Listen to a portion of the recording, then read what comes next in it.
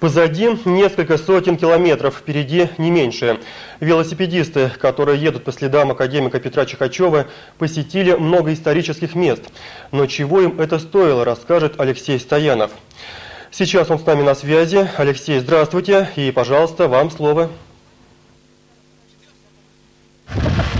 Здравствуйте. Сегодня Кузбасская кругосветка по следам Чихачева работает в Полысаеве, столице шахтера 2008. Полысаево лидер по рождаемости, может быть, потому что это самый молодой город Кузбасса. Нам показали, конечно, детский сад, который больше похож на средневековый замок. Здесь будет гимназия, первая в городе. Конечно, шахтеры ее должны открыть на месте очень древней школы. Стадион и, кроме того, аллея влюбленных, деньги на которые собирали сами горожане. Здесь будет трехкаскадный фонтан.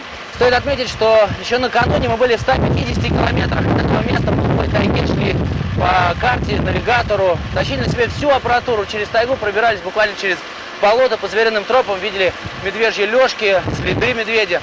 Это пришлось сделать потому, что прочно засела танкетка спасателей, гусеничный транспорт. Мы думали, что он очень вездеходный, но все-таки его удалось спасателям посадить. Нам пришлось 2 суток пробираться по тайге. Но сначала у него сходили траки, мы помогали их натягивать практически вручную. Он застревал в ямах, валили деревья для того, чтобы подложить, и он сам смог выбраться. Но в итоге попали в такое болото, что выбраться из него танкетка уже не смогла. А уже позже нам сказали люди, охотники, о том, что эти края раньше Чихачеву, геологу, который там проходил, ему было проще. Сейчас очень много бобров, они наделали запруды, и поэтому там такие болота, что по ним пройти пешком практически невозможно.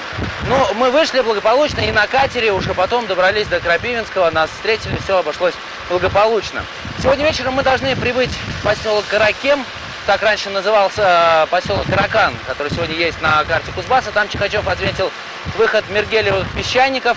Ну а сегодня там находится центр Кузнецкого каменно-угольного бассейна. Спасибо, Алексей. Будьте внимательны на дороге.